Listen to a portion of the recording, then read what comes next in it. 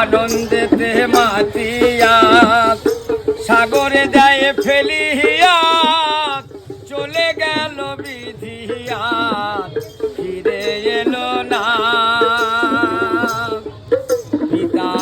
আনন্দেতে মাতিয়া সাগরে যায় ফেলিয়া চলে গেল বিধিয়া ফিরে এলো না মাধুরিয়া জঠরে কত কষ্ট করে 10 মাস 10 দিন সেই মা পেল যে যন্ত্রণা